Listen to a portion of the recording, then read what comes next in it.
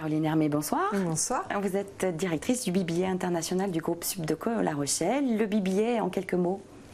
Alors, je dirais sur le contenu de la formation, c'est un programme Bac+4 qui est visé, qui a les accréditations internationales et qui est composé de 2 tiers de formation au management international et 1 tiers de formation aux relations internationales.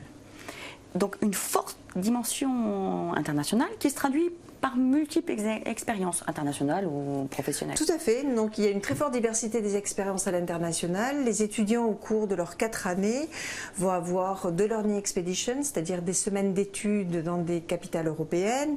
Ils vont avoir des missions export, 2 stages à l'international, 1 année d'études à l'étranger, un consultancy project, c'est-à-dire qu'ils vont proposer des solutions à une entreprise internationale qui rencontre quelques problèmes ou qui a quelques interrogations.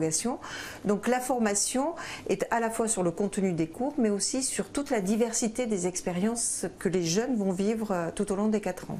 Donc quand on entre dans le programme, on commence à La Rochelle et ensuite on rayonne à l'international. Tout à fait. Donc il y a 1 an et demi à La Rochelle, ensuite après 6 mois de stage à l'international, 1 an d'expatriation académique et la dernière année peut se faire sous 2 formats différents. Le format 6 mois à La Rochelle et 6 mois de stage de fin d'études ou bien le format alternance à partir de la rentrée prochaine avec 1 semaine à La Rochelle et 3 semaines en entreprise en France ou à l'étranger. Comment intègre-t-on le BBA? Alors le BBA est accessible soit par le concours Sésame pour les étudiants qui souhaitent rentrer en première année et qui sont de nationalité française. Après le bac. Après le bac, merci Karine. Soit avec un concours international pour les étudiants qui sont de nationalité étrangère ou qui ont un bac international.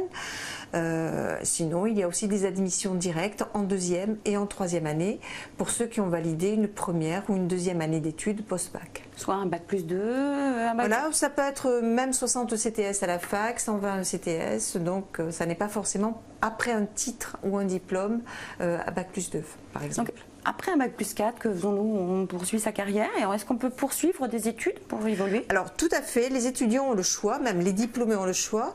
Certains intègrent la vie professionnelle et c'est souvent grâce au stage de fin d'études, donc ils ont directement une offre d'embauche, donc ils intègrent la vie professionnelle avec des salaires en débutant aux alentours de 33 000 €.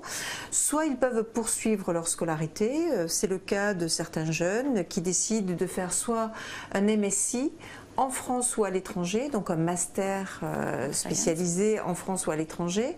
J'ai des étudiants à l'heure actuelle qui sont à la London School of Economics, où ils sont en master spécialisé en finance. Vous avez des étudiants qui sont à Singapore Management University, qui poursuivent leurs études, mais d'autres sont à Ketch, Grenoble, Toulouse, ou bien il y en a même qui poursuivent et qui font des masters spécialisés à La Rochelle même. Voilà. Caroline Hermé, merci. Je vous en prie.